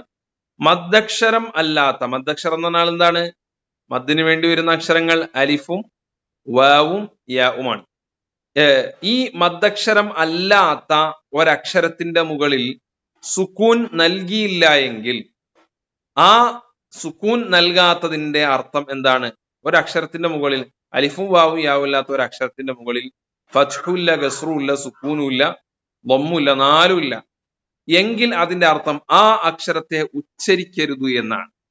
ഫത്ഹും ഗസ്റും ദമ്മും ഇല്ലാത്ത ഒരു അക്ഷരം, അതുപോലെ തന്നെ സുക്കൂനും ഇല്ലാത്ത ഒരു അക്ഷരം മുസ്ഹഫിൽ നിങ്ങൾ കണ്ടാൽ അത് മദ്ദക്ഷരമല്ല എങ്കിൽ ആ അക്ഷരത്തെ ഉച്ചാരണത്തിൽ കൊണ്ടുവരരുത് എന്നാണ് അതിന്റെ ആശയം. ആ അക്ഷരത്തെ ഉച്ചാരണത്തിൽ കൊണ്ടുവരാൻ പാടില്ല എന്നാണ് അതിന്റെ അർത്ഥം. ഇനി മദ്ദക്ഷരത്തിൽ ആ മദ്ദക്ഷരത്തിന്റെ മുകളിൽ ഒരു സുക്കൂൻ ഇട്ട് കൊടുത്തിട്ടുണ്ട്. ലീനക്ഷരമല്ല, ലീനക്ഷരമാവുമ്പോൾ സുക്കൂൻ ഉണ്ടാവേ. ഫത്ഹിന് ശേഷം സാക്കിനായ വാവും യാവും വരുമ്പോൾ മുസ്ഹഫിൽ ആ വാവിനും യാവിനും മുകളിൽ സുക്കൂൻ ഉണ്ടാവും, അതിൽ സംശയമൊന്നുമില്ല. അതേസമയം മദ്ദക്ഷരമായി വരുന്ന, ലീനക്ഷരമായിട്ട് വന്നതല്ല, മദ്ദക്ഷരമായി വന്ന ഒരു മദ്ദക്ഷരത്തിന്റെ രൂപത്തിൽ ഉള്ള ഒരു അലിഫിന്റെയും വാവിന്റെയും യാന്റെയും മുകളിലൊക്കെ ഒരു ചെരിഞ്ഞ വട്ടം, ഒരു ചെരിഞ്ഞ ഒരു സുക്കൂൻ എന്നൊക്കെ പറയാം നമുക്ക്, കൊടുത്തിട്ടുണ്ട് എങ്കിൽ ആ മദ്ദിനെ ഉച്ചരിക്കരുത്, ഉച്ചാരണത്തിൽ കൊണ്ടുവരരുത്, മദ്ദക്ഷരത്തെ ഉച്ചാരണത്തിൽ കൊണ്ടുവരരുത് എന്നാണ് അതിന്റെ അർത്ഥം. അലിഫിന്റെയും വാവിന്റെയും മുകളിൽ ചെരിഞ്ഞ ഒരു വട്ടം കൊടുത്തിട്ടുണ്ട് എങ്കിൽ ആ അക്ഷരത്തെ ഉച്ചാരണത്തിൽ കൊണ്ടുവരരുത്. നിങ്ങളെ എവിടെയും മുസ്ഹഫിൽ എവിടെയും നിങ്ങൾക്ക് നോക്കാം. ഉലുൽ അൽബാബ്, ഫഅ്തബിറൂ യാ ഉലിൽ അൽബാബ് ലആയാത്തിൽ ലിഉലിൽ അൽബാബ്, അവിടെയൊക്കെ ഊ എന്ന രൂപത്തിൽ, തോന്നിപ്പിക്കുന്ന രൂപത്തിൽ ഉ എന്നതിന്റെ ശേഷം ഒരു വാവ് ഉണ്ടാവും. അവിടെ വാവിന് മുകളിൽ ഒരു വട്ടം, ചെരിഞ്ഞ വട്ടം ഇട്ട് കൊടുത്തിട്ടുണ്ടാവും. നീളത്തിലുള്ള സീറോ പോലെയുള്ള വട്ടം എഴുതുന്നത് നമ്മൾ മുമ്പ് പറഞ്ഞിട്ടുണ്ട്, അൽ അലിഫാത്തു സബഈയുടെ മുകളിലാണ്. അൽ അലിഫാത്തു സബഈയുടെ മുകളിൽ നീളത്തിലുള്ള ഒരു വട്ടം ഇട്ട് കൊടുത്തിട്ടുണ്ടാവും. അല്ലാതെ അലിഫിന്റെയും വാവിന്റെയും യാന്റെയും മുകളിൽ ചെരിഞ്ഞ ഒരു ചെറിയൊരു വട്ടം കൊടുത്തിട്ടുണ്ട് എങ്കിൽ അത് ഉച്ചാരണത്തിൽ കൊണ്ടുവരരുത് എന്നാണ് അതിന്റെ അർത്ഥം. നമ്മൾ മുൻപ് നൽകിയ നോട്ടിൽ ഈ ഒരു വിഷയം നമ്മൾ സൂചിപ്പിച്ചിട്ടുമുണ്ട്, അത് പ്രത്യേകം നമ്മൾ ശ്രദ്ധിക്കേണ്ടതുണ്ട്. കണ്ടില്ലേ, ഇവിടെ കാണാം മിഅത എന്ന മീമിന് ശേഷം ഒരു അലിഫിനെ കാണാം. മിഅത നിങ്ങൾ കാണുന്നില്ലേ, സ്ക്രീൻ കാണുന്നില്ലേ? സ്ക്രീനിൽ മിഅത എന്ന് കാണുന്നില്ലേ? മിഅത എന്ന ആ മീമിന്റെ ശേഷം അലിഫിനെ കാണാം. ആ അലിഫിന്റെ മുകളിൽ നോക്കൂ, ഒരു ചെരിഞ്ഞ സുക്കൂനുണ്ട്. ആ അലിഫിനെ ഉച്ചാരണത്തിൽ കൊണ്ടുവരരുത് എന്നാണ് അതിന്റെ അർത്ഥം.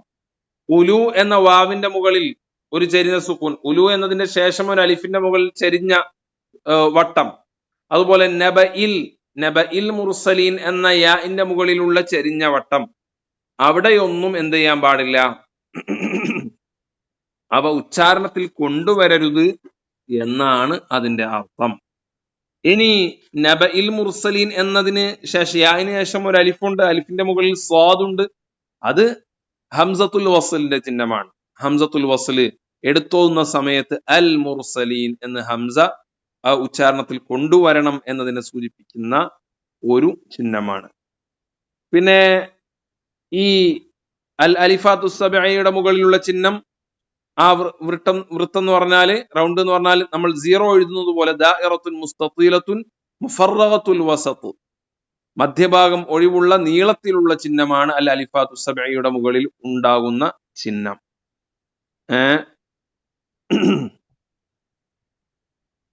പിന്നെ ലബ്തുമായി ബന്ധപ്പെട്ട പ്രധാനപ്പെട്ട മറ്റൊരു കാര്യം, ഖുർആനിൽ വഖഫ് ചെയ്യാനുള്ള ലബ്ത്ത് കൊടുക്കാറില്ല. ഖുർആനിൽ വഖഫ് ചെയ്യാനുള്ള രൂപത്തിലല്ല ലബ്ത്ത് കൊടുക്കാറുള്ളത്. ചിഹ്നങ്ങൾ കൊടുക്കാറുള്ളത് എപ്പോഴും കൂട്ടി ഓതുന്ന രൂപത്തിലാണ്. വഖഫ് ചെയ്യുന്ന രൂപത്തിൽ ഖുർആനിൽ ലബ്ത്ത് നൽകാറില്ല. ഉദാഹരണത്തിന് ചില ആയത്തുകളുടെയൊക്കെ തുടക്കത്തിൽ മീമൊക്കെ ആണ് എങ്കിൽ, അല്ലെങ്കിൽ വേറെ ഏതെങ്കിലും അക്ഷരങ്ങളൊക്കെ ആണ് എങ്കിൽ, വാവ് ആണെങ്കിലൊക്കെ, വാവല്ല പിന്നെ നൂനോ മീമോ ഒക്കെ ആണ് എങ്കിൽ അല്ലെങ്കിൽ ലാമ് റാ കൊണ്ടൊക്കെയാണ് ഒരു ആയത്ത് തുടങ്ങുന്നത് എങ്കിൽ ആ അക്ഷരത്തിന്റെ മുകളിൽ മീമിന്റെ മുകളിൽ ചിലപ്പോൾ ശബ്ദമൊക്കെ കാണാൻ സാധിക്കും. എവിടെയാണുള്ളത്? ഒരാൾ നോക്കിയിട്ട് അയക്കും.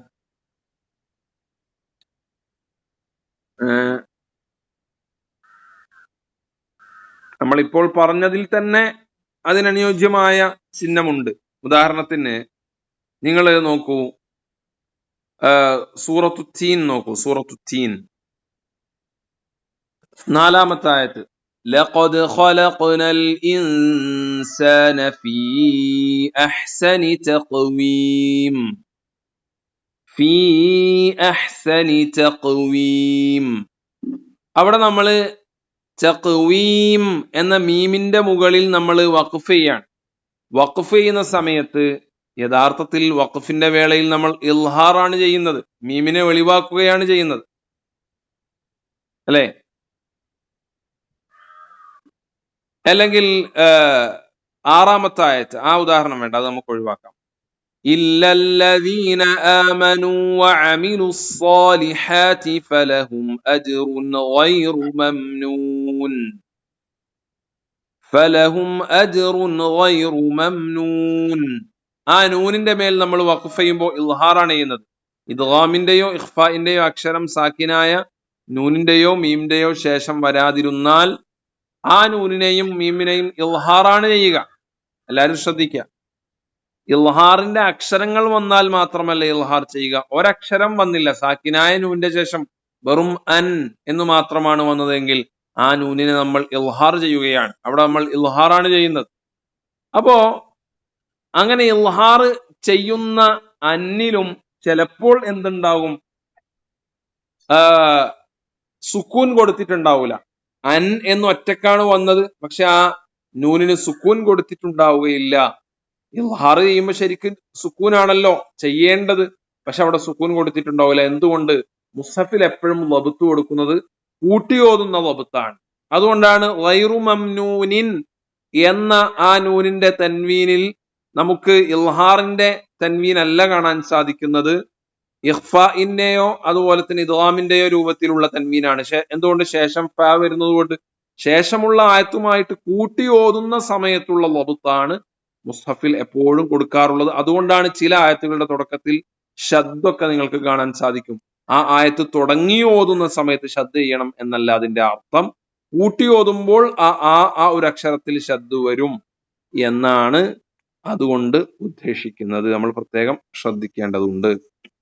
കൂട്ടി ഓതുന്ന രൂപത്തിലാണ് എപ്പോഴും ഖുർആനിൽ വബത്ത് നൽകാറുള്ളത്. ഈ പറഞ്ഞ ആശയം മനസ്സിലായോ? ഈ പറഞ്ഞത് മനസ്സിലായോ?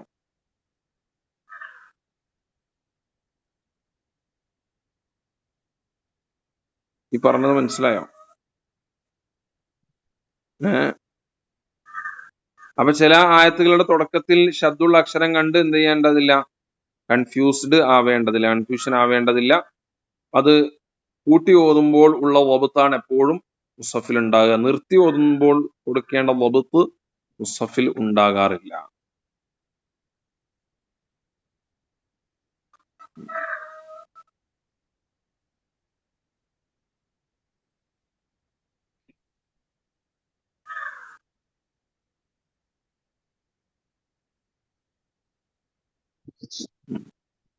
യബ്സുത്തു അഖവാത്ത് നമ്മൾ ചർച്ച ചെയ്തതാണല്ലോ, അല്ലെ? അതാണെന്നാണ് പറഞ്ഞത്.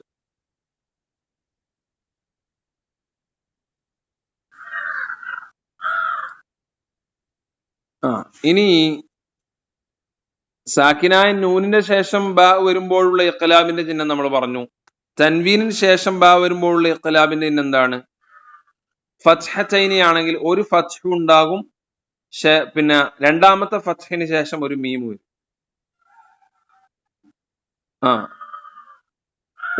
ഒരു ഫത്ഹത്തൈനി ആണ് ഇഖ്ലാബിന്റെ വേളയിലുള്ള ഫത്ഹത്തൈനി ആണെങ്കിൽ ഒരു ഫത്ഹ് ഉണ്ടാകും, രണ്ടാമത്തെ ഫത്ഹിന് പകരം മീം ഉണ്ടാകും. കെസ്റത്തൈനിയുള്ള സ്ഥലങ്ങളാണെങ്കിൽ ഒരു കെസ്റും രണ്ടാമത്തെ കെസ്റിന് പകരം മീം ഉണ്ടാകും. ലൊമ്മത്തൈനി ആണെങ്കിൽ ഒരു ലൊമ്മും രണ്ടാമത്തെ ലൊമ്മിന് പകരം മീമും ഉണ്ടാകും. അതാണ് ഇഖ്ലാബിന്റെ ഫത്ഹത്തൈനി കസ്റത്തൈനി ളമ്മത്തൈനി വരുന്ന സമയത്തുള്ള ഇഖ്ലാബിന്റെ ചിഹ്നം അങ്ങനെയാണ് വരുന്നത്. അപ്പൊ മുസ്ഹഫിൽ വെറുതെ ഒരു അക്ഷരമോ ഒരു ചിഹ്നമോ ഉണ്ടാവുകയില്ല. ഏത് ചിഹ്നത്തിന് പിന്നിലും ഒരു സിറ്, ഒരു രഹസ്യം മുസ്ഹഫിൽ ഉണ്ടാകും.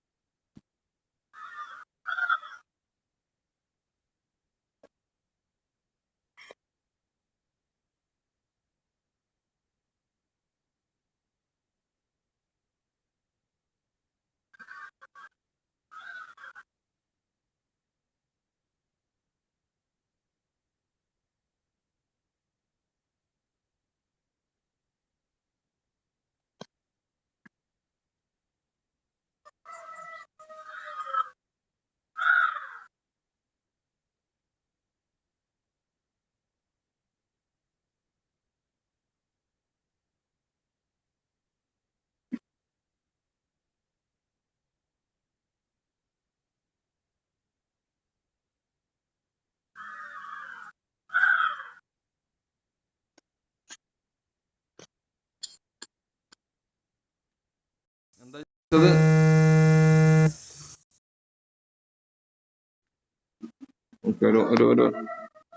ഒരു കോള് വന്നു പോയതാണ്. എക്സാമ്പിൾ ഞാൻ തരാം. എക്സാമ്പിൾ എല്ലാവരും സ്ക്രീൻ നോക്കുക. കണ്ടില്ലേ? സമീഉൻ ബസീർ.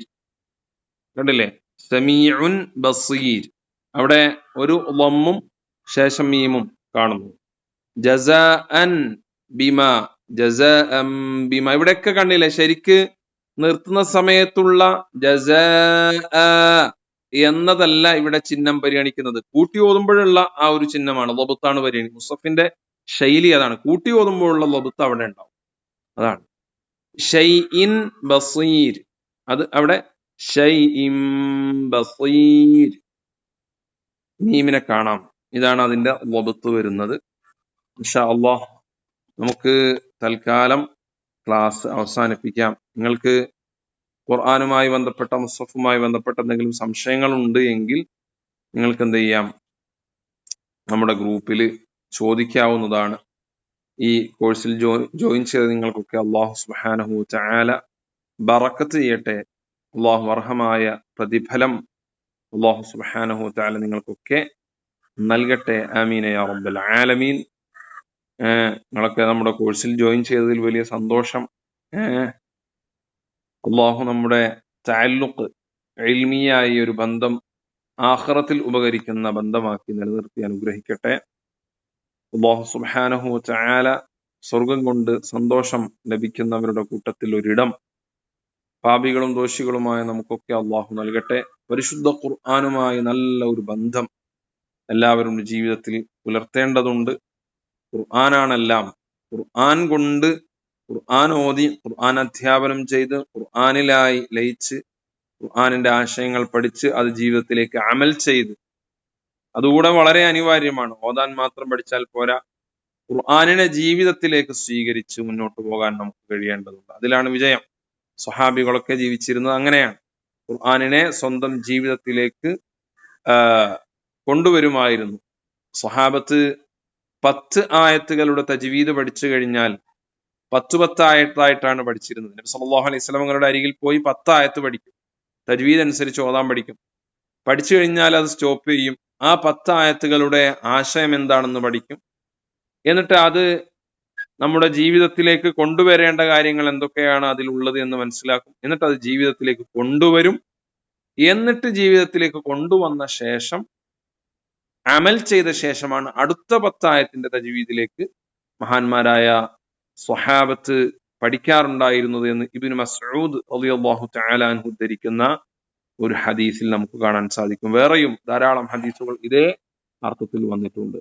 അപ്പോ ഖുർആന്റെ ആശയങ്ങൾ ജീവിതത്തിൽ പുലർത്തി നല്ലൊരു മുഅ്മിനായി, മുഅ്മിനത്തായി പരിശുദ്ധ ഖുർആനെ നന്നായി ആദരിച്ചാൽ അല്ലാഹു സുബ്ഹാനഹു വ തആല ഖുർആന്റെ ശഫാഅത്ത് നമുക്ക് നൽകും. ഇൻഷാ അള്ളാഹു തൗഫീഖ് നൽകട്ടെ. ഈ കോഴ്സിനെ സംബന്ധിച്ചുള്ള നിങ്ങളുടെ ഫീഡ്ബാക്കുകൾ നിർബന്ധമായും നമ്മുടെ ഗ്രൂപ്പിലേക്ക് അയക്കണം. അത് നമുക്ക് പുതിയ ആളുകളിലേക്ക് ആ ഫീഡ്ബാക്കുകൾ എത്തിക്കാനും ധാരാളം ആളുകളെ പ്രോത്സാഹിപ്പിക്കാനും അതുകൊണ്ട് സാധിക്കും. നിങ്ങൾ തൃപ്തരാണോ? ഈ ക്ലാസ്സിൽ നിങ്ങൾ തൃപ്തരാണോ, സംതൃപ്തരാണോ?